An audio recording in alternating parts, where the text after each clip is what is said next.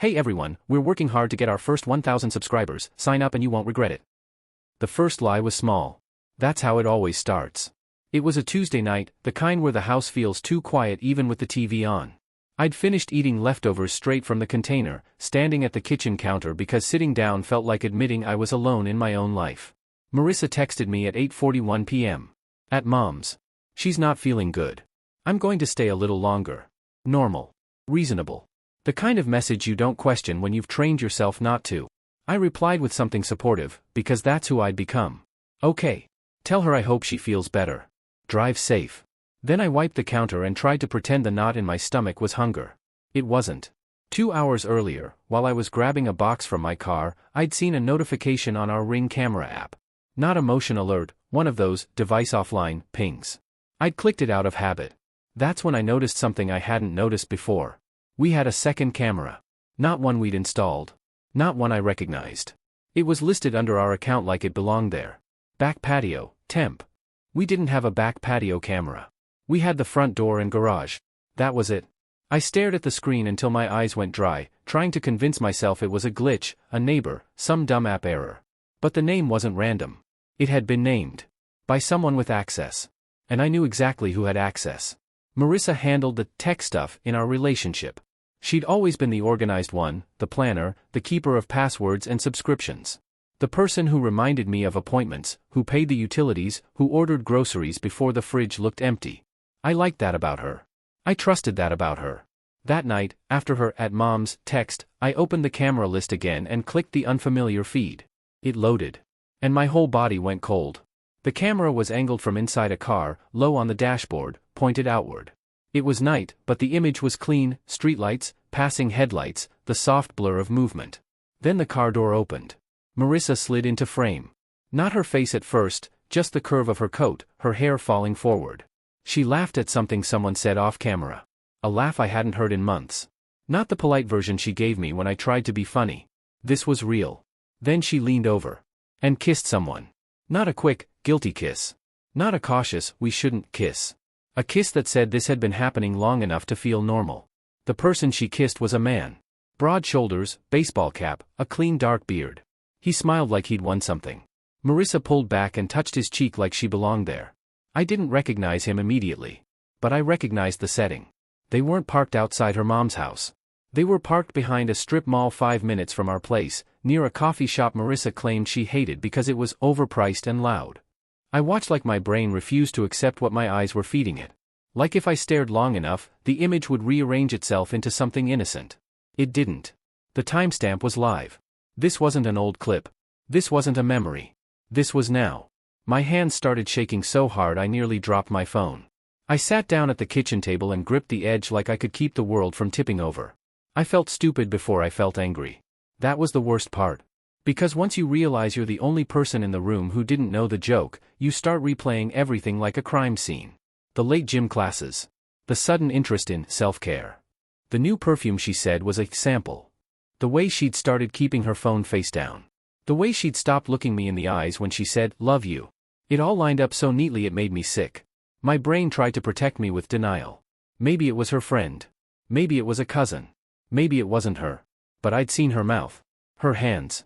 The small freckle on her neck she'd always hated and I'd always kissed. It was her. The betrayal was sharp, but what hit me harder was the calm that followed. A kind of quiet clarity. Because if she was lying that easily, she wasn't torn. She wasn't confused. She wasn't finding herself. She was choosing. And she was choosing someone else. I looked at her text again, "at Mom's." I stared at those 3 words and felt something in me snap into place. Not the dramatic kind. Not the movie kind.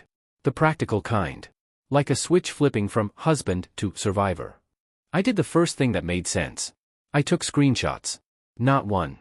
Not 2. I recorded the screen. I zoomed in. I captured the timestamp. I captured the camera name. Then I went to the camera settings, heart pounding, and checked device details. There was a serial number, a model, and a registration date. It wasn't new. It had been added to our account 3 weeks ago. 3 weeks.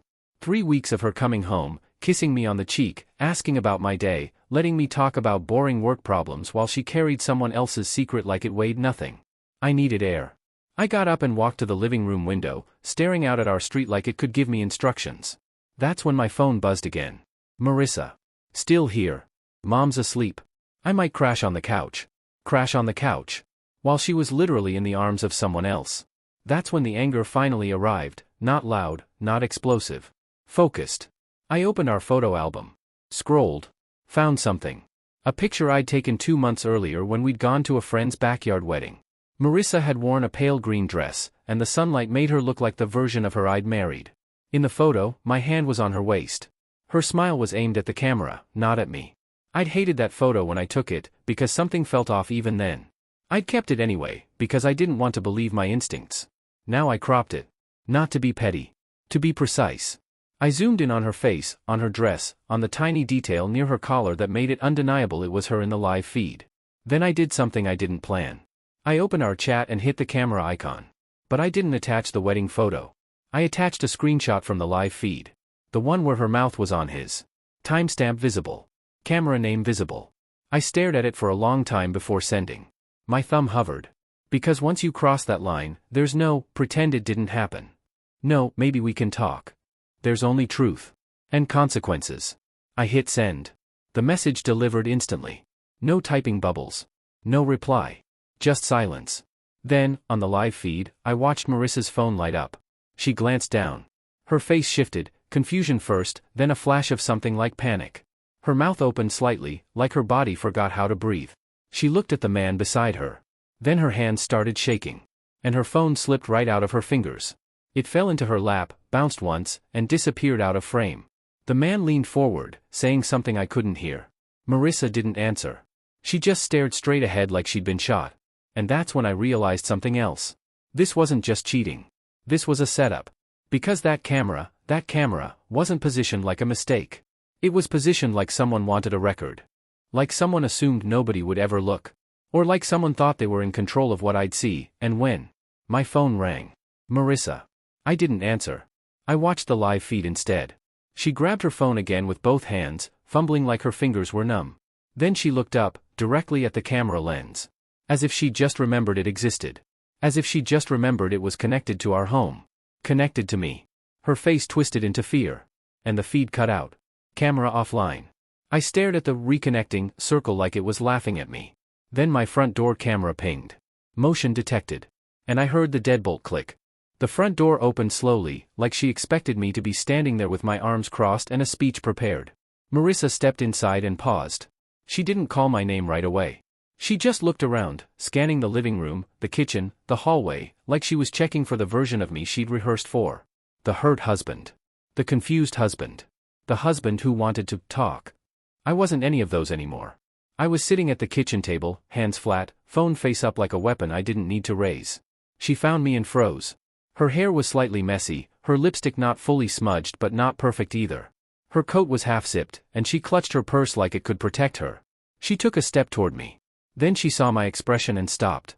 You can tell when someone is trying to decide which lie will land. She opened her mouth and, unbelievably, started with something soft. I can explain. Not the words. The tone. Like she was the one who needed comfort. I didn't answer. I nodded toward the chair across from me. Not inviting. Directing. She sat. Her knee bounced under the table. I looked at her the way you look at a stranger who has your keys.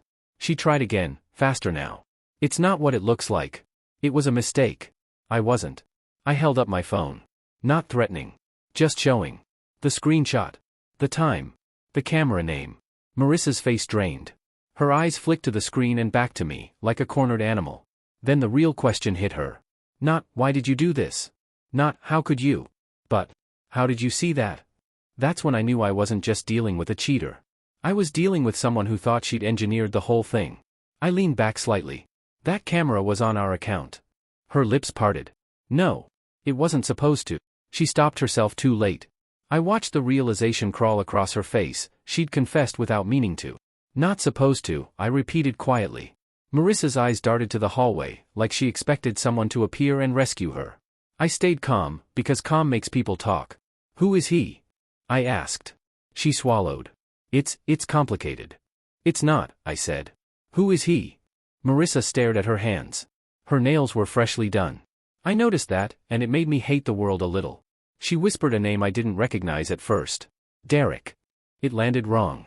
Too generic. Too safe. Like a placeholder. I waited. She added, I met him through work. That was the next lie. Marissa worked in HR for a mid-sized logistics company. Lots of emails, lots of meetings, lots of team building. I worked construction management. My world was deadlines, budgets, people who said what they meant. We lived in different universes that overlapped at dinner. I tapped my phone once, waking it, scrolling. I'm going to ask you one more time, I said. And you're going to tell me the truth. Who is he? Marissa's breath hitched. He's married. There it was. The first truth. Not because she suddenly cared, but because truth spilled out when lies stopped working. I nodded slowly. And you installed a camera in his car. She flinched like I'd slapped her. I didn't. You did, I said. Because that camera was registered to our account, and it was named. And you're the only one who ever logs into this stuff. Marissa's eyes shone with tears, but they didn't fall. Strategic tears. The kind that try to soften consequences. It wasn't like that, she said. He asked for help. He said his wife. She cut off again, catching herself. I leaned forward. His wife what? Marissa shook her head hard, like she could shake the sentence back into her mouth. But it was out there now. His wife. I felt something shift inside me. Because suddenly this wasn't just betrayal. This was a mess. A plot. A reason someone would want video. A cheating spouse, I said quietly, connecting dots out loud. He told you his wife was cheating, so you helped him set up surveillance. Marissa's eyes widened. She looked relieved for half a second, like she thought I'd misunderstood in her favor. Yes, she said quickly. Yes. He needed proof. He didn't know what to do, and while you were helping him catch his wife, I said, you started sleeping with him. Marissa's face collapsed. The silence in the kitchen thickened. I could hear the fridge hum. A car passed outside. She whispered, it wasn't supposed to happen. There it was again. Not supposed to. Like cheating was an engineering problem. I stood up, walked to the counter, and poured myself a glass of water. My hands were steady. That scared me a little, but I liked it too. When I turned back, I didn't sit. I said, you lied about your mom. You lied about where you were. You lied about who you were with. And you put a camera on our account that I didn't know about. Marissa's voice shook. I panicked. I didn't want to lose you.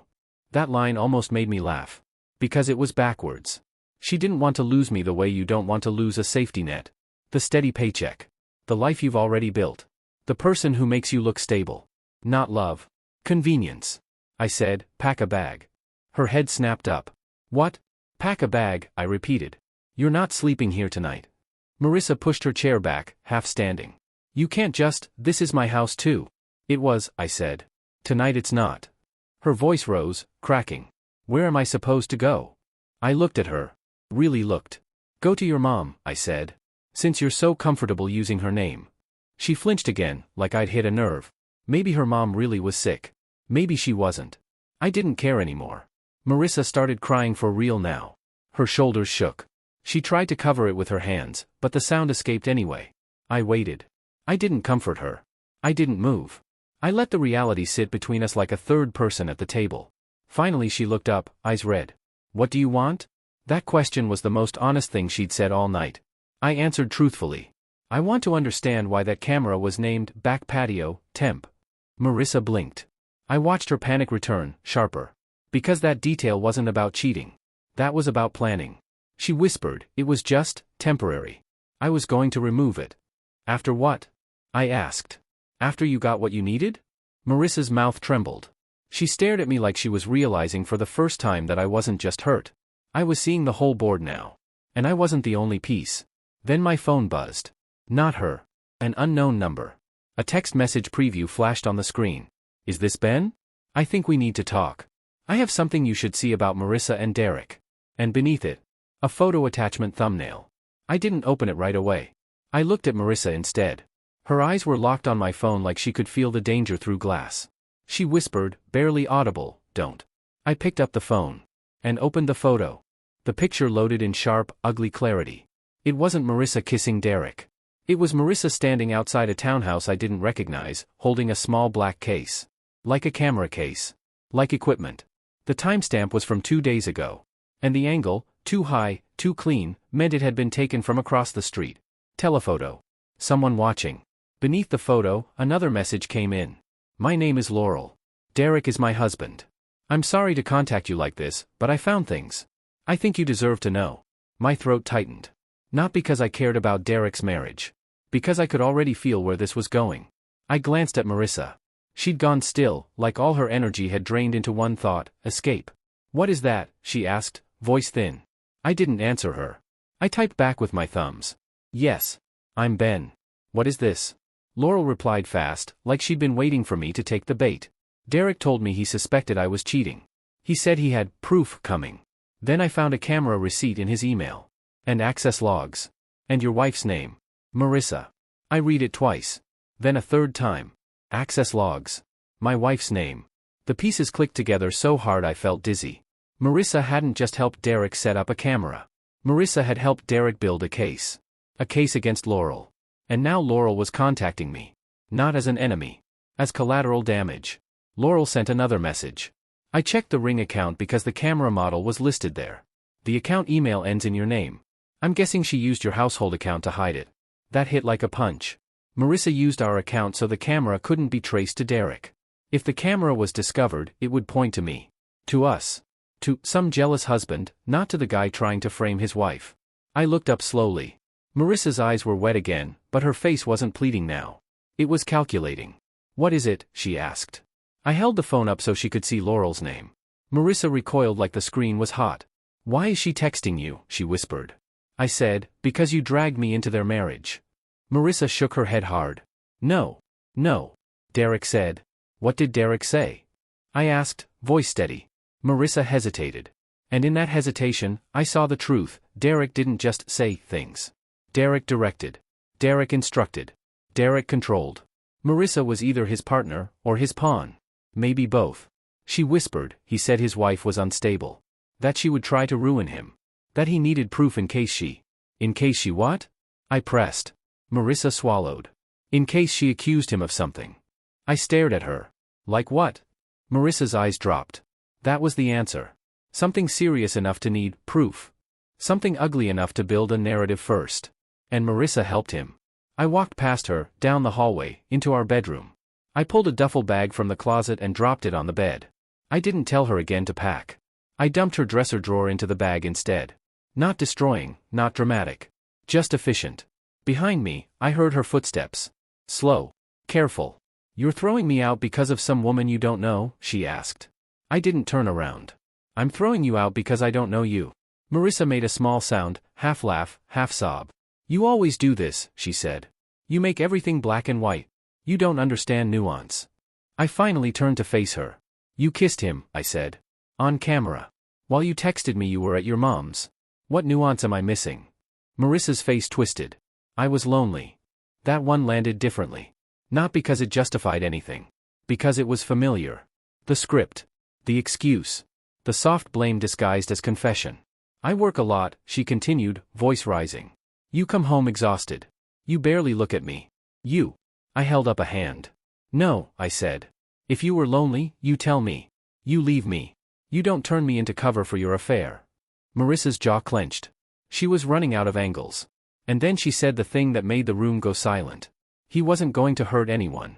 I stared at her. He wasn't going to hurt anyone, I repeated slowly. So you needed proof, in case his wife accused him of something, but he wasn't going to hurt anyone. Marissa blinked rapidly, like she'd realized she'd said too much again. I stepped closer, lowering my voice. Marissa, I said, what did you help him do? Her eyes flicked toward the door again. Escape, escape, escape. I didn't help him do anything, she insisted, too fast. I just set up cameras. That's it. I believed her about one thing. She thought that was just something. Like surveillance wasn't violence when it was done with good lighting and the right app. My phone buzzed again. Laurel. This time it was a longer message, broken into parts. I pulled Derek's cloud backup. He saved videos. Not just of me. There are recordings of Marissa too. If you think she's in control, she's not. He's collecting leverage. Leverage. That word made my skin crawl. Because suddenly the cheating wasn't the main story. It was bait. Marissa had walked into a trap thinking she was special. Thinking she was the exception. And I had been used as the storage locker for the trap itself. I looked at Marissa, and for the first time that night, I didn't just feel angry. I felt something colder. I said, Laurel says he has recordings of you. Marissa's eyes widened in horror. Real horror. No, she whispered. He wouldn't. I didn't comfort her. I said, you didn't think you would do this either. Marissa staggered backward like she'd lost balance. She sat on the edge of the bed, clutching the duffel strap with both hands. What is he doing? She whispered. I stared at her for a long moment. Then I made a decision. Not emotional. Strategic. I walked back to the kitchen, opened my laptop, and logged into the Ring account. Marissa hovered in the doorway, shaking. I can fix this, she said. I can delete it. You already tried, I said, eyes on the screen. And you panicked when it went offline. I clicked into device history. There it was, logs of who accessed the back patio, temp, camera. Times. Dates. And a location ping I didn't expect. Not our Wi-Fi. Not our home. A different network. The same strip mall. The same nights. The same pattern. And one more thing. A login from a different device I didn't recognize. Not mine. Not Marissa's. Someone else had access to our account. Someone else had been watching too. I slowly turned the laptop so Marissa could see. Who is that device? I asked. Marissa stared at it. And her face went blank. Because she knew. And whatever she knew made her whisper, oh my God. Before I could ask again, the front door camera pinged. Motion detected. A car door outside. And then. A shadow moving toward our porch. Do that. That was the first time he sounded human. Not caring, just worried. I didn't answer him. I stayed on the line, giving the dispatcher details. Behind me, Marissa started crying again, but it wasn't the performative kind. It was terror. And I realized, whatever Derek had on her, she believed he could destroy her with it. When the dispatcher said officers were on the way, I felt something ease in my chest. Not peace. Control. Derek leaned toward the door, voice low and sharp now. If you do this, Marissa loses everything too. I looked at Marissa over my shoulder. Her face crumpled like he'd just pulled a string inside her. And that was the moment my anger shifted into something cleaner. Because I finally saw the full picture. Derek wasn't just the affair partner. He was the reason the affair happened the way it did. The secrecy. The camera. The account. He wasn't with Marissa. He was using her. And she let him, because she thought being chosen by someone like him meant she was winning. I spoke through the door, calm. She already lost everything, I said. She just didn't know it yet. Derek went still. Then he took a step back, like he decided to retreat before the law arrived. But he didn't leave. He waited at the edge of the porch, phone in hand, staring at the camera like he wanted the last word to be recorded. That told me he still thought he was directing the narrative. 2 minutes later, headlights washed the street. A patrol car pulled up. Derek's posture changed instantly, hands visible, expression polite, the mask back on. Officers approached. One spoke to him, the other came to my door. I explained quickly, showed them the live camera feed, the logs, the unknown device. They didn't arrest him on the spot. Real life doesn't always hand you a perfect ending in 5 minutes. But they did something better. They documented it. They made a report. They told him to leave. And when Derek tried to argue, they shut it down. He walked to his car with that same controlled stride. Before he got in, he looked back at the camera one last time. Not angry. Not sad. Measuring. Like he was deciding if I was worth the trouble. Then he drove off. Inside, Marissa sank onto the floor like her bones had turned to water. It's over, she whispered, shaking. I didn't sit with her. I didn't hold her. I didn't become her shelter again. I opened the laptop and changed every password on every shared account. Ring. Email. Bank. Utilities. Everything. Then I removed every device from the security account except mine. I deleted back patio, temp. And I exported the access logs to my email. Marissa watched from the floor, small now, not powerful, not chosen, not special. Just caught? The next day, I met Laurel in a public place, busy coffee shop, cameras everywhere. She was tired looking but steady. She showed me what she had, emails, receipts, storage links, the pattern of Derek building a file on her. And a folder labeled with a name that made my stomach drop. Marissa, insurance. Laurel didn't gloat. She didn't cry. She just looked at me and said, he does this. He sets people up so he's always the victim and always in control. We handed everything to her attorney. Then I hired my own. By Friday, Marissa was officially out of the house. Not because I screamed. Not because I begged. Because I filed. Because I documented. Because I stopped negotiating with someone who'd already proven she'd gamble my life for a thrill. Here's the part people always ask about, did I get revenge? Yes. But not the way you're expecting. I didn't ruin her at work with a dramatic reveal. I didn't post screenshots online. I didn't confront Derek in a parking lot like an idiot. I gave the truth to the people who could actually use it. Lawyers. Investigators. The court. And I let consequences do what consequences do when you stop protecting liars. Marissa tried to text me for weeks. Apologies. Explanations. Blame. Tears. I didn't argue. I sent one message, once. Don't contact me unless it's through attorneys. Then I blocked her. Last I heard, Derek's case against Laurel collapsed the moment she produced evidence of his surveillance and manipulation. That kind of proof stops looking convincing when it comes from someone who plants cameras and uses other people's accounts to hide them.